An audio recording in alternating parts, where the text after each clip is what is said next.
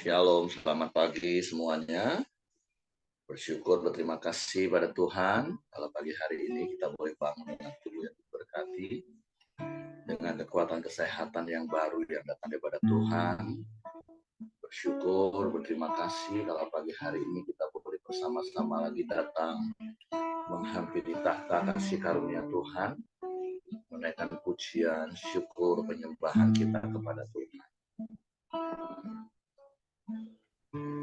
Bapa, kami bersyukur, kami berterima kasih kepadamu pagi hari. Terima kasih buat sepanjang malam hidupnya yang Engkau berikan bagi kami untuk kami nikmati. Hingga pagi hari ini kami boleh bangun dengan tubuh yang diberkati, dengan kekuatan kesehatan yang baru yang datang daripada. Kami bersyukur buat kemurahan-Mu yang lebih dari hidup, yang terus Kau nyatakan dalam hidup kami. Sebab itu mulut kami memuji-muji nama, meninggikan, mengagungkan Engkau. Sebab hanya Engkau yang layak dipuji, Engkau yang layak disembah.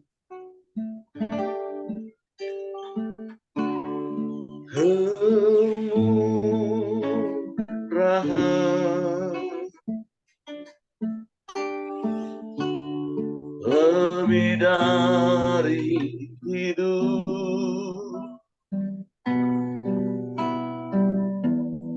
kemurahan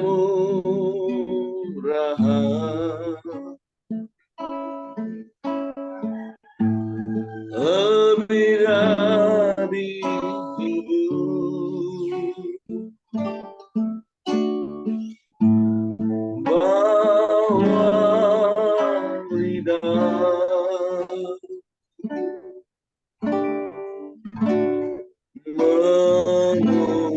memuji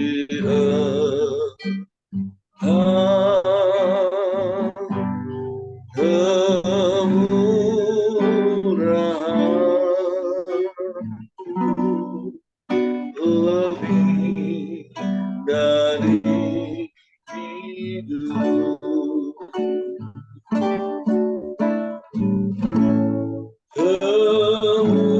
kemurahan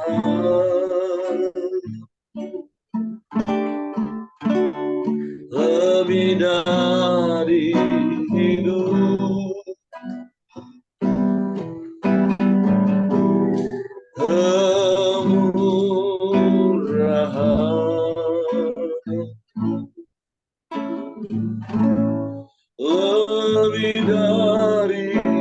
lebih dari hidup, bawa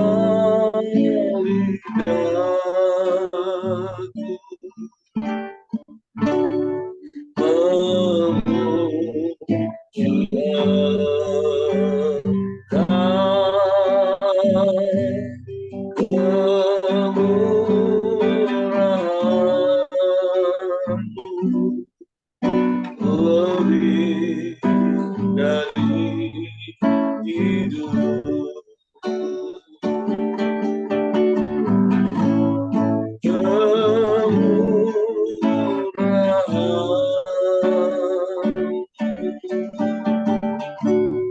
lebih dari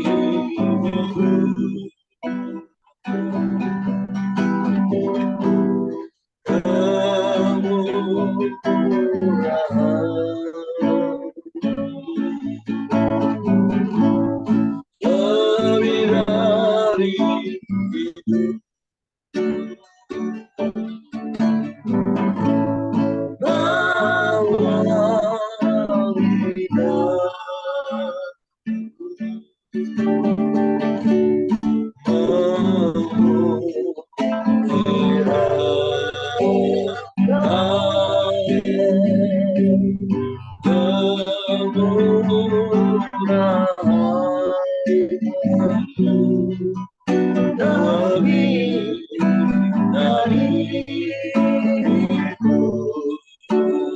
katakan kemurahan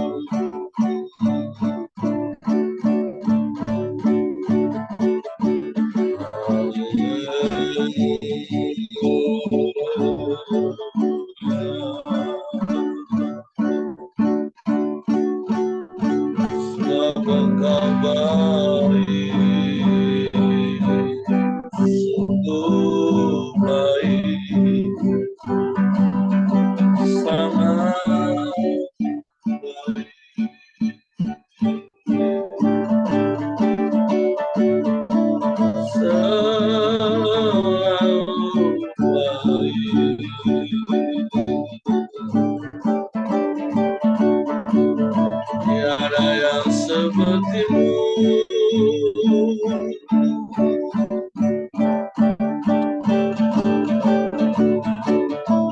tiada yang lain,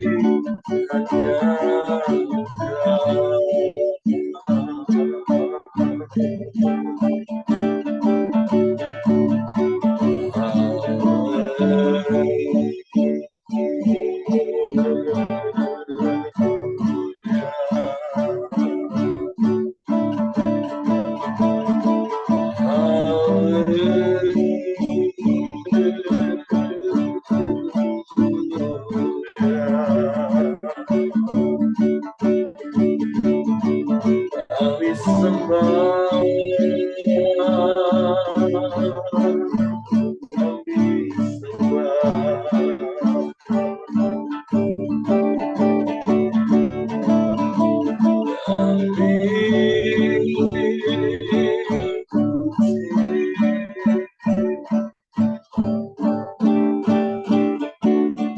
kami memuliakan namamu.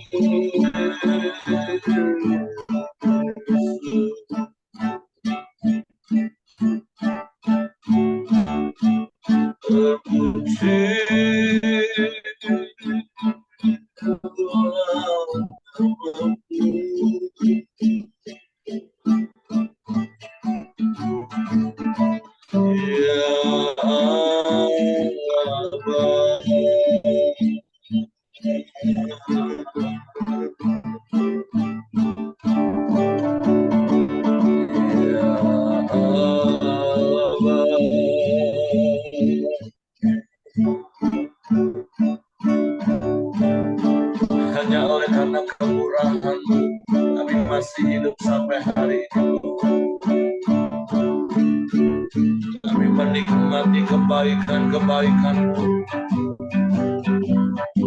menikmati pemeliharaanmu, menikmati pertolonganmu.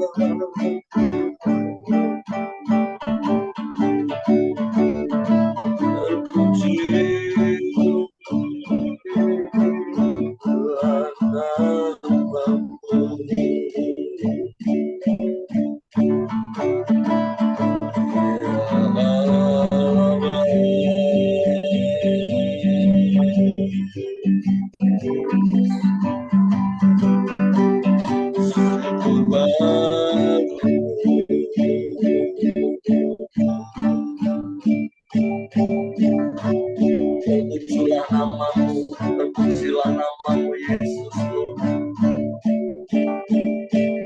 Allah yang berkuasa, Bapa yang kekal, Raja damai, penasehat ajaib.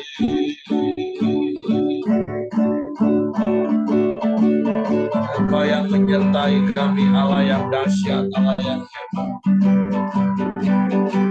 Engkau Allah yang menuntun kami, penasehat yang ajaib. Engkau Bapa yang kekal, Bapa yang setia, selamanya Kau beserta kami, sebab Kau Immanuel.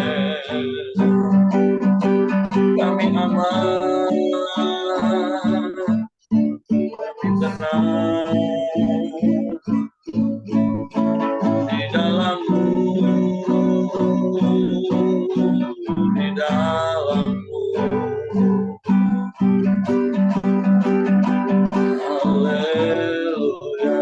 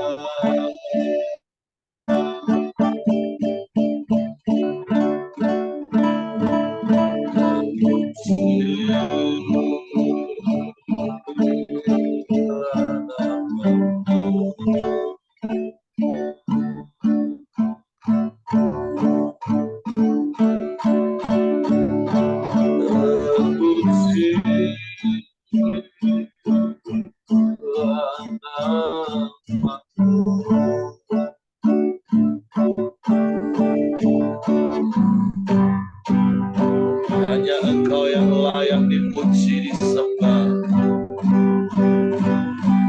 Hanya Engkau, Yesus.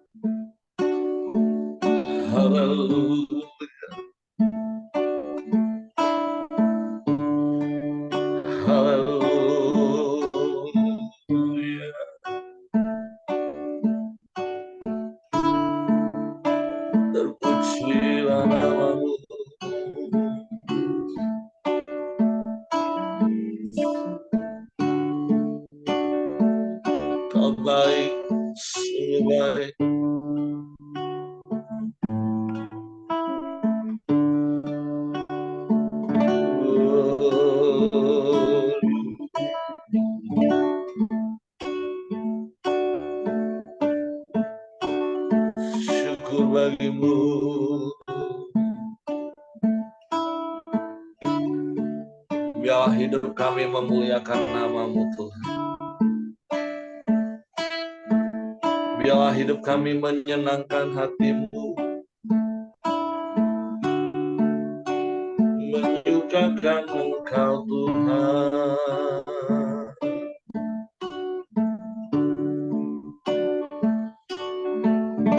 Haleluya.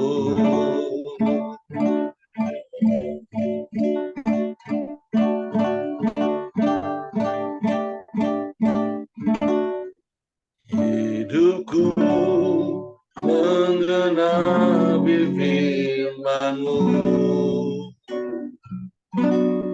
karena mujizat sertai tiap langkahku. Kau bersamaku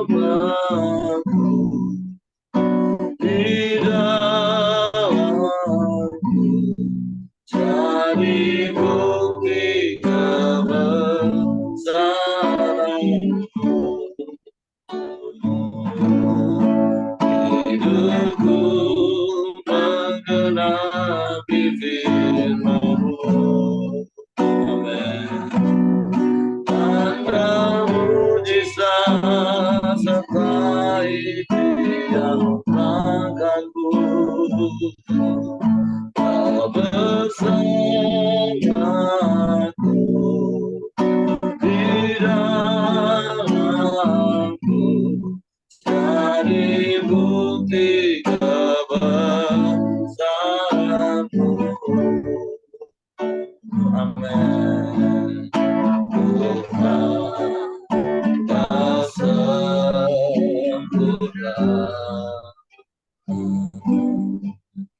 dalam rencana-Mu dan karya-Mu. Ku serahkan hidupku,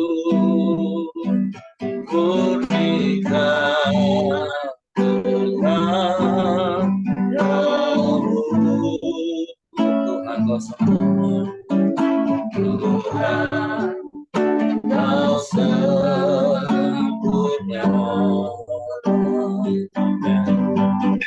dalam rencana-Mu dan karya-Mu. Ku serahkan hidupku, murnikan kehendak-Mu. Hidupku menggenapi firman-Mu. Amin. Tanda mujizat sertai tiap langkahku.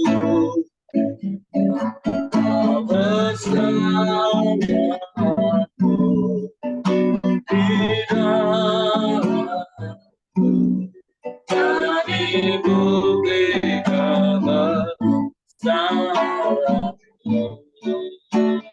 Ya, hidupku menggenapi firman-Mu.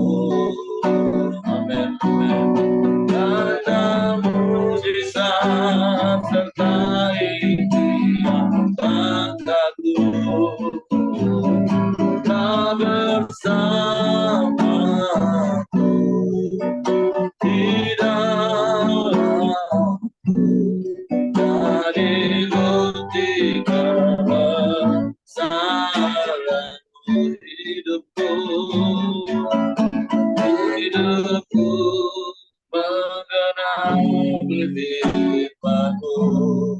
Amin. Haleluya. Tanda mujizat sertai tiap langkahku. Kau bersamaku di dalamku, jadi bukti kebesaran-Mu. Kau bersamaku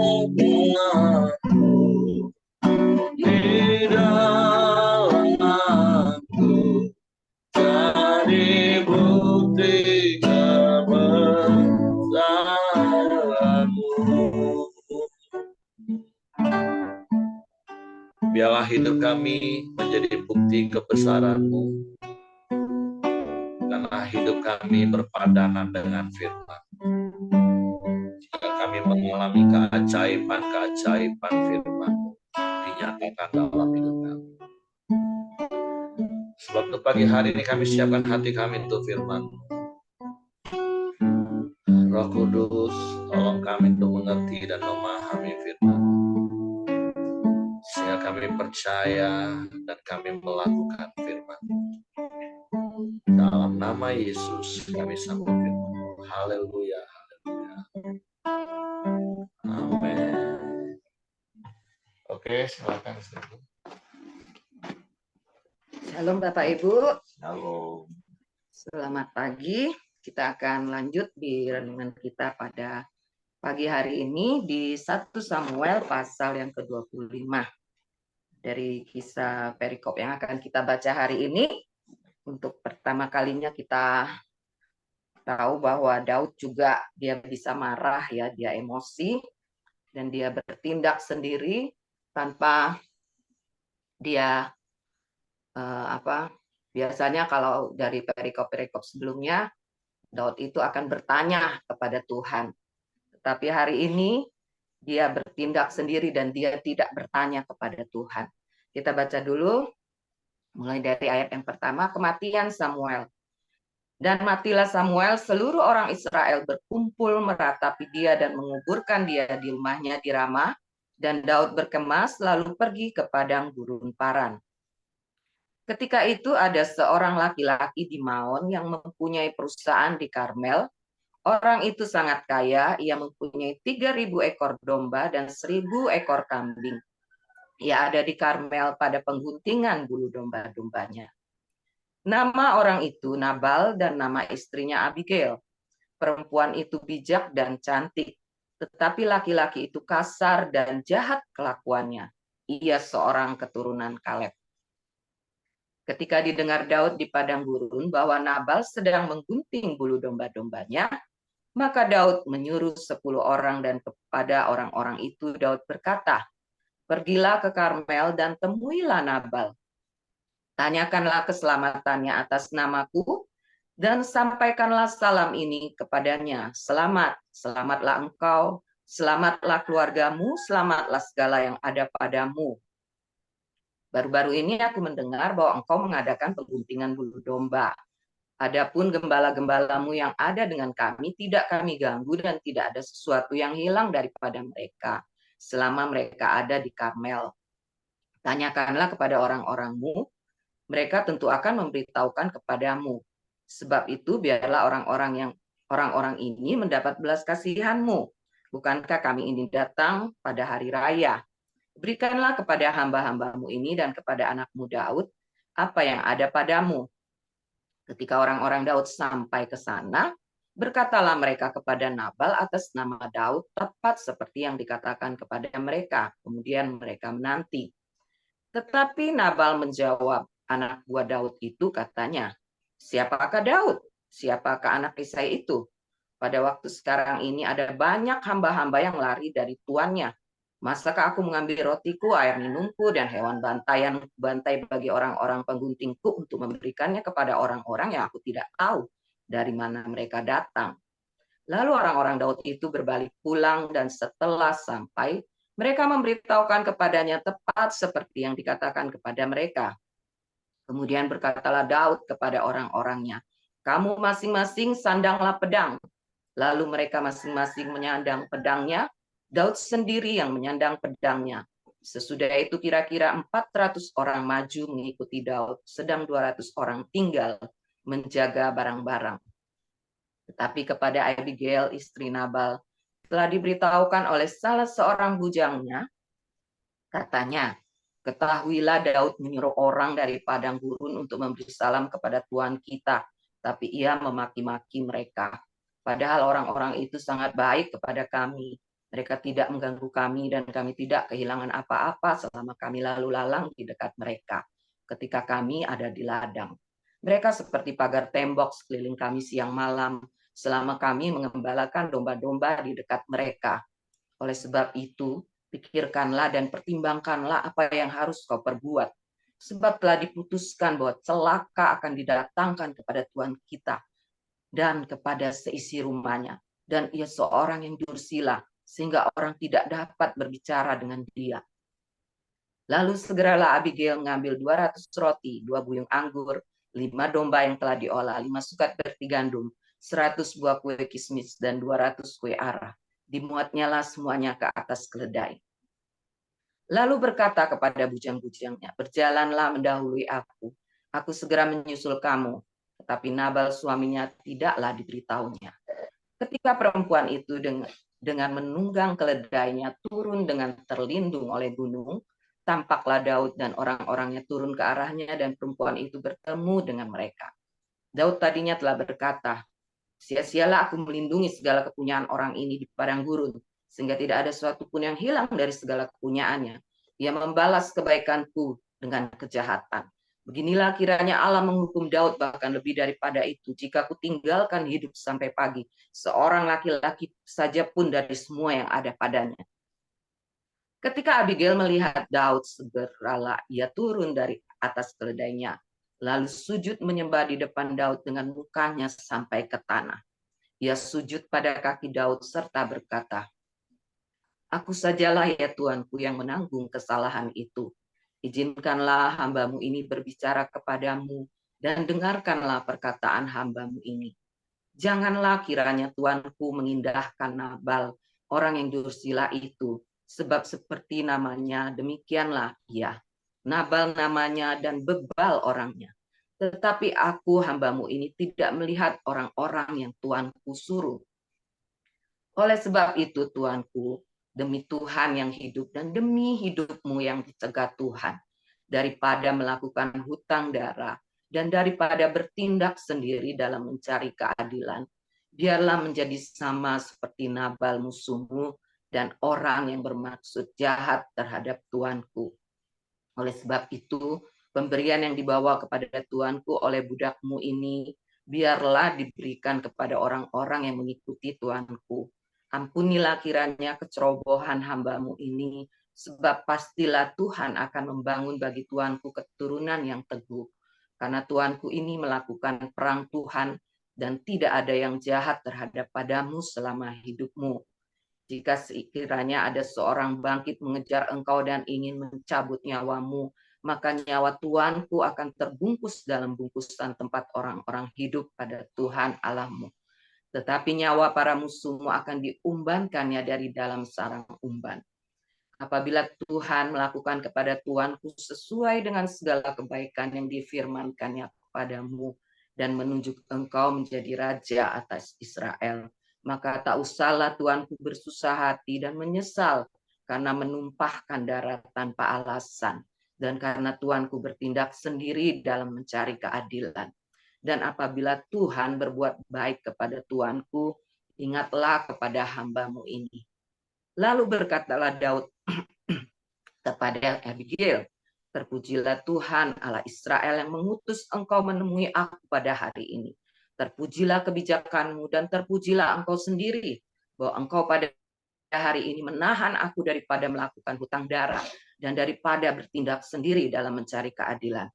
Tetapi demi Tuhan Allah Israel yang hidup, yang mencegah aku daripada berbuat jahat kepadamu, jika engkau tadinya tidak segera datang menemui aku, pasti tidak akan ada seorang laki-laki pun tinggal hidup pada Nabal sampai fajar menyingsing. Lalu Daud menerima dari perempuan itu apa yang dibawanya untuk dia dan berkata kepadanya, pulanglah dengan selamat ke rumahmu, lihatlah aku mendengarkan perkataanmu dan menerima permintaanmu dengan baik. Sampailah Abigail kepada Nabal, dan tampaklah Nabal mengadakan perjamuan di rumahnya seperti perjamuan raja-raja. Nabal yang gembira dan mabuk sekali. Sebab itu tidaklah diceritakan perempuan itu kepada sepatah kata pun kepadanya sampai fajar menyingsing.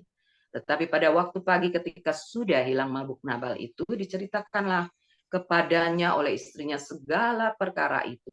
Lalu terhentilah jantungnya dalam dada dan ia membatu.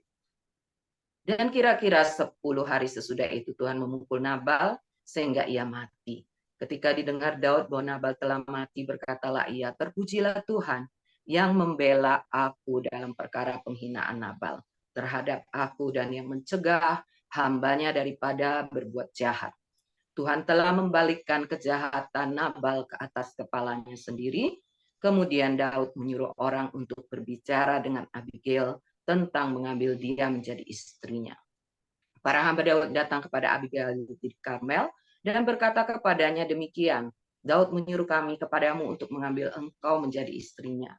Lalu bangkitlah perempuan itu berdiri, sujudlah ia menyembah dengan mukanya ke tanah sambil berkata, sesungguhnya hambamu ini ingin menjadi budak yang membasuh kaki para hamba Tuanku itu.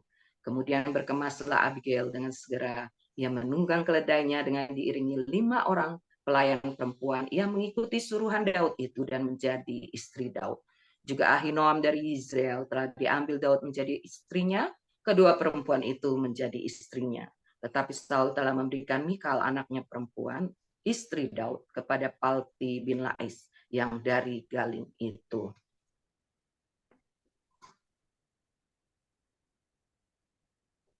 Nah, Bapak Ibu, kemarin ketika saya membaca ini, saya sempat bertanya kepada suami saya, mengapa Daud dia sangat, ini termasuk sangat marah ya, ketika permintaannya, kisahnya bahwa mereka menjaga kawanan ternak yang kurang lebih ada sekitar 4.000 ternak di Padang Karmel itu, dan mungkin kita berpikir zaman sekarang ya itu hal yang lumrah ketika Daud meminta supaya Nabal itu ya uang keamanan lah dianggap, memberi makan para prajuritnya yang menjaganya. Dan itu juga pas hari raya panen pengguntingan bulu domba, panen ketika Nabal domba-dombanya panen bulu lah gitu. Nah, itu adalah hal yang wajar. Tetapi saya bertanya kepada suami saya, mengapa dia begitu marah? Padahal kepada Saul dia tidak marah. Jelas-jelas Saul itu mengejar, Saul itu mau membunuhnya, dan bahkan dia bisa saat itu mau membunuh Saul. Tapi Daud tidak melakukannya. Dan ketika dia berhadapan dengan Nabal, yang jelas-jelas semua orang tahu siapa Nabal. Nabal itu bebal, orang yang seenaknya, kalau dalam terjemahan lain berkata, Nabal itu orang yang licik. Jadi artinya apa? Orang licik, dia tidak mau memberi keuntungan bagi orang lain, dia mau apa-apa untuk untungnya sendiri. Terserah orang lain mau berbuat apa bagi dia, sudah melakukan apa untuk dia, tapi pikirannya adalah bahwa itu untung untuk aku gitu loh, karena dia licik. Nah, saya heran kenapa untuk orang seperti itu gitu loh, dia bisa sangat marah gitu. Padahal semua orang sudah tahu siapa Nabal. Dan suami saya menjawab bahwa ya karena ini bukan untuk kepentingan dia gitu loh. Bukan untuk kepentingan dia pribadi. Urusannya maksudnya bukan urusan pribadi. Kalau dengan Saul itu urusan pribadi. Tapi apapun itu, ya tapi di sini firman Tuhan jelas mencatat bahwa Daud tidak bertanya kepada Tuhan untuk urusan ini gitu. Dia mengambil tindakannya sendiri. Nah, itu yang saya dapatkan untuk sebagai tokoh di sini yang sebagai Daud, bahwa pada saat kisah ini Daud tidak bertanya kepada Tuhan dan dia mengambil tindakannya sendiri. Dan yang poin kedua yang ini yaitu lebih dalam kisah ini di antara peristiwa hidup Daud ada akan muncul dua nama perempuan yang menghebohkan lah ya, dan satunya Abigail yang nanti akan ketemu dengan Bathsheba, dan tokoh yang menjadi teladan yang pada hari ini adalah Abigail. Abigail yang benar-benar bagi Daud dia adalah menjadi utusan Tuhan yang mengingatkan Daud, yang menolong Daud. Dan banyak teladan yang melalui Abigail yang bisa didapatkan, khususnya untuk kita para wanita.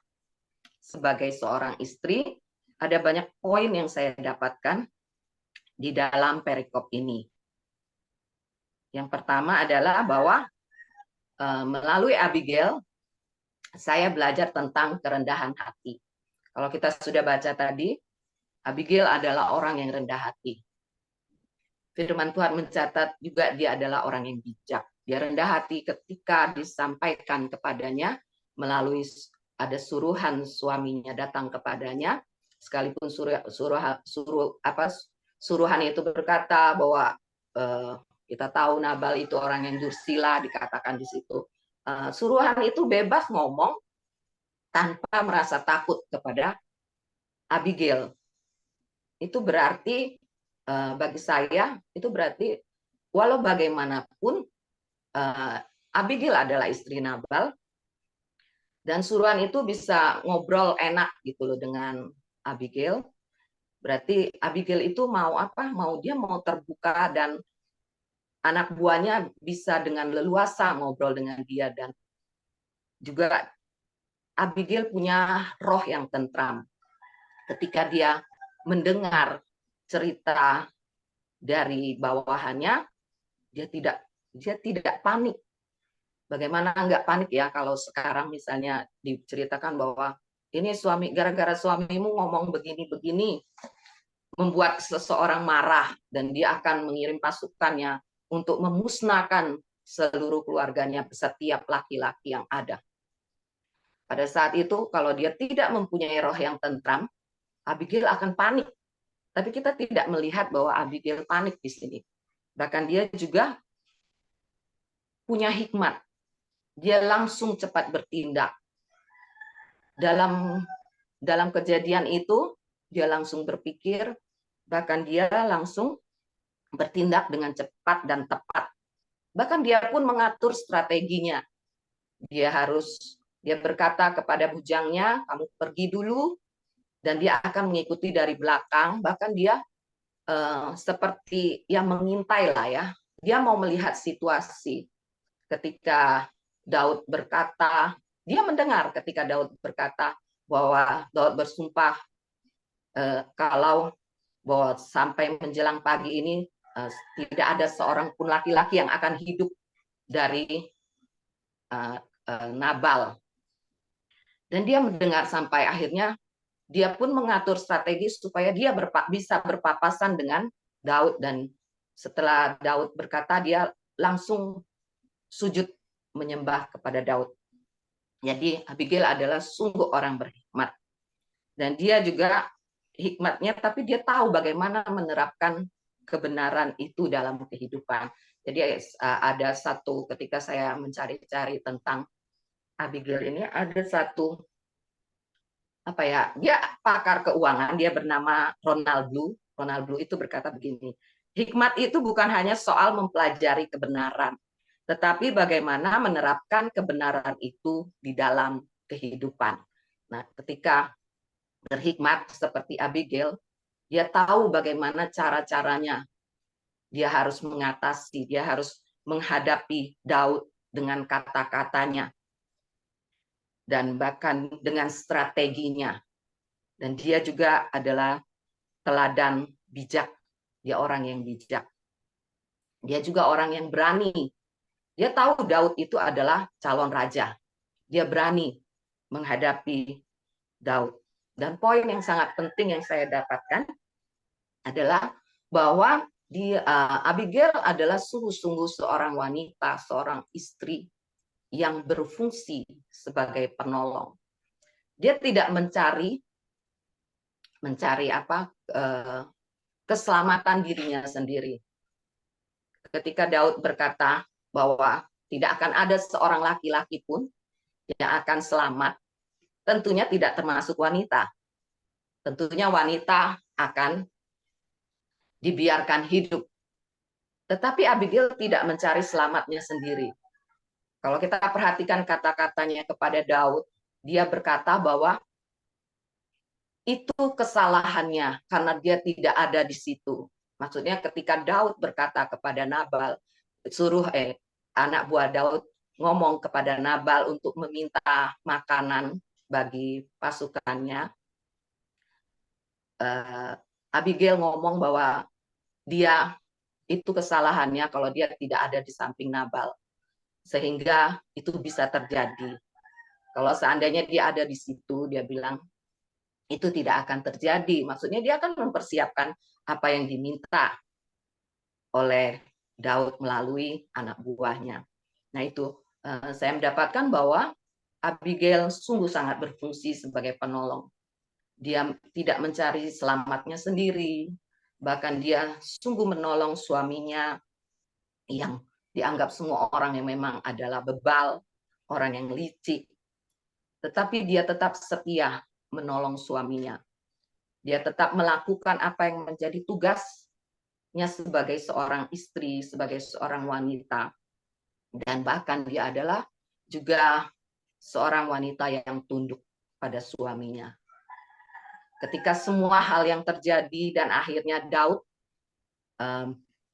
Daud membebaskan Nabal dan juga dia menerima pemberian yang sudah disiapkan oleh Abigail untuk pasukannya. Bahkan dia bersyukur bahwa Abigail datang sehingga dia tidak menumpahkan darah, tidak hutang darah, dan dia juga Daud mengakui bahwa dia sudah bertindak sendiri tanpa dia bertanya kepada Tuhan.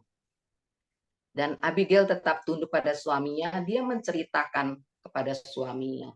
Dan lagi-lagi kita melihat kebijakan dari Abigail.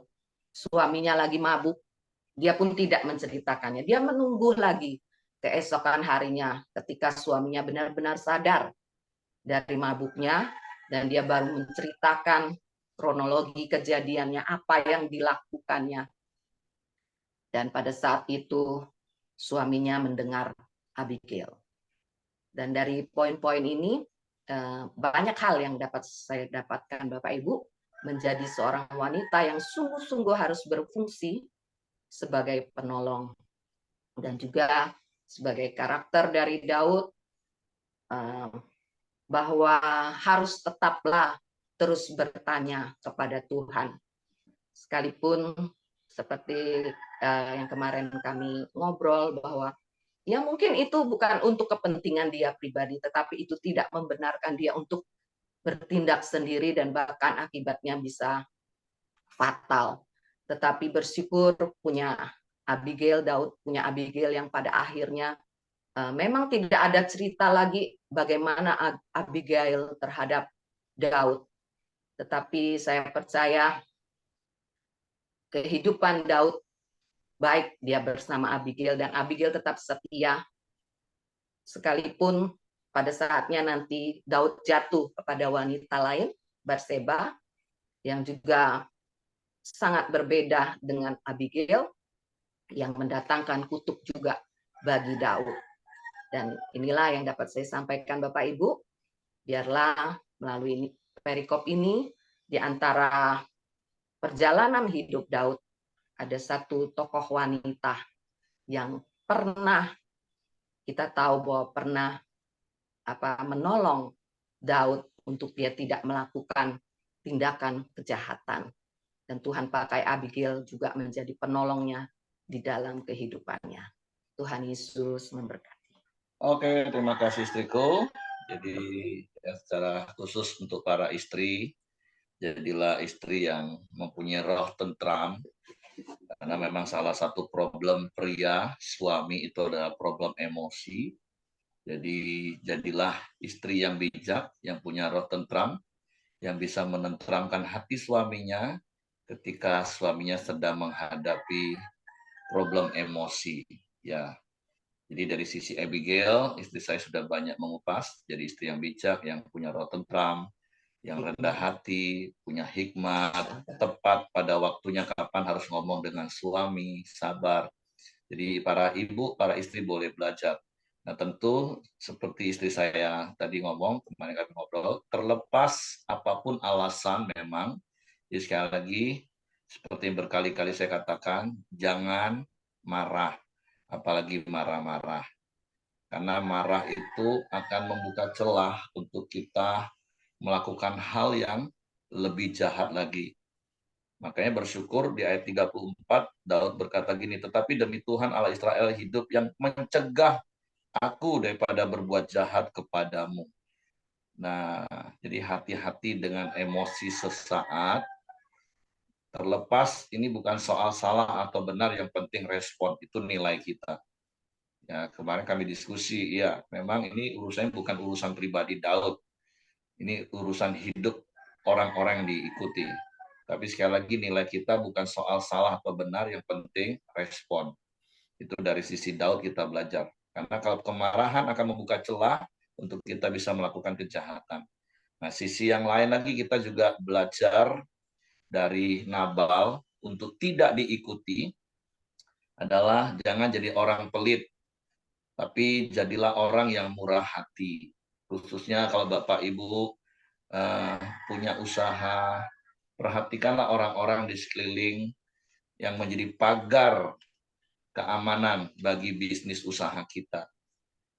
Bertetangga, kita juga harus murah hati dengan tetangga kanan kiri kita, sehingga mereka juga menjadi pagar sekeliling kita. Kalaupun kita pergi liburan, mudik, seminggu, 2 minggu, rumah kita akan tetap aman. Karena ada tetangga-tetangga yang baik yang jadi pagar sekeliling kita. Karena kemurahan hati kita. Bahkan gereja pun, kami juga memegang prinsip ini untuk memberkati orang-orang di sekeliling gereja. Karena mereka akan menjadi pagar bagi gereja di mana kita berjemaat. Seperti apa yang dilakukan pelita. Setiap lebaran kita beri minuman, 2 tahun sekali kita potong sapi. Jadi belajar, jangan jadi orang yang pelit, tapi jadilah orang yang murah hati. Dan khususnya orang-orang yang ada di sekeliling kita, yang menjadi pagar. Ya, jadi kalaupun ada yang pernah tanya, Pak, boleh nggak ngasih dalam tanda kutip, kan kayaknya preman ini, ya mereka adalah orang-orang yang dipagar sekeliling bisnis kamu. Ya kalau kamu pas hari raya dapat untung besar, bagilah keuntungan itu. Jadi poinnya adalah jadilah orang yang murah hati. Oke, itu saja karena waktu. Tentu ada banyak hal yang bisa kita pelajari dari sisi Abigail, Nabal, maupun Daud. Selanjutnya saya silakan kepada Hengki. Terima kasih istriku. Ya, mari kita masuk dalam doa kita di pagi hari ini. Silakan Pak Yosia, nanti ditutup sama Ibu Pichen. Baik, mari kita doa sepakat pagi hari ini. Bapa di dalam surga, kami mau bersyukur untuk penyertaan-Mu, kami mau bersyukur untuk kebaikan-Mu, dan kami mau bersyukur juga untuk kebenaran firman Tuhan yang boleh disampaikan pada pagi hari ini ya Bapa. Biarlah kami terus belajar memiliki kerendahan hati, kami boleh juga mengendalikan amarah kami, emosi kami ya Bapa, dan kami memiliki roh yang damai, memiliki kerendahan hati ya Bapa.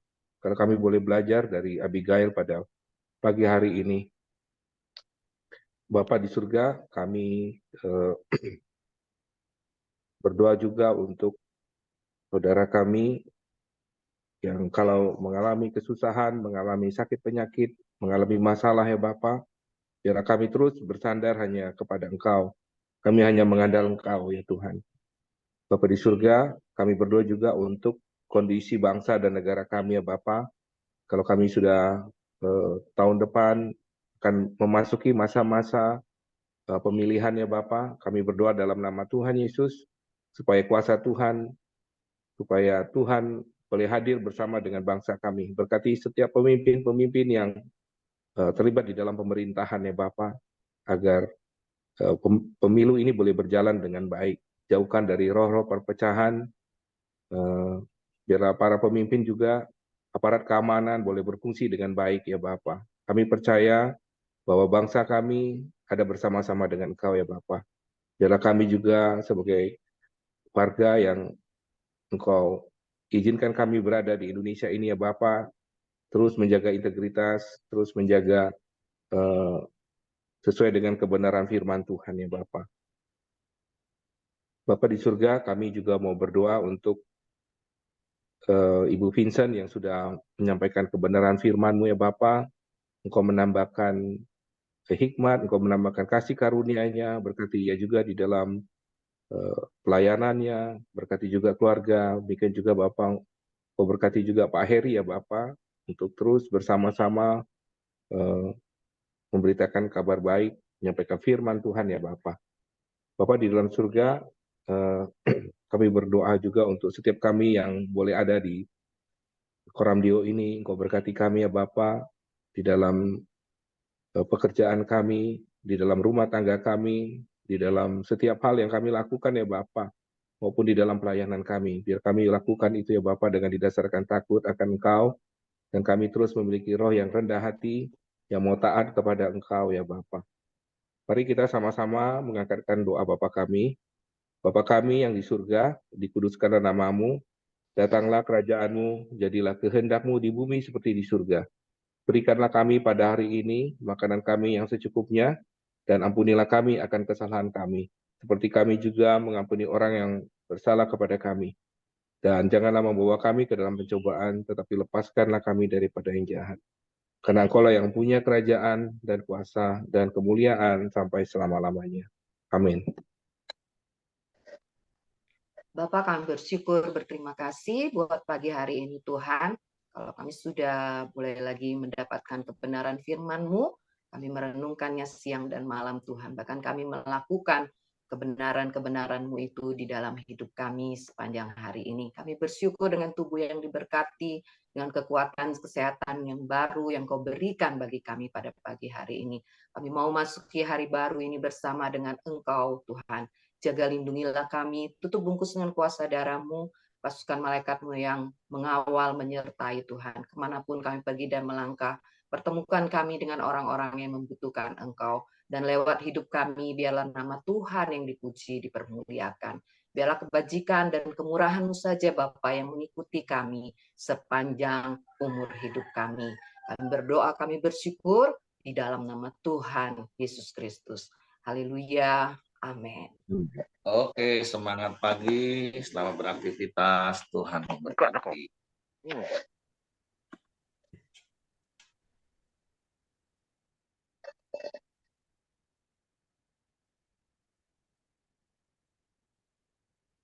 Pak Simon masih di Jakarta ya Pak ya?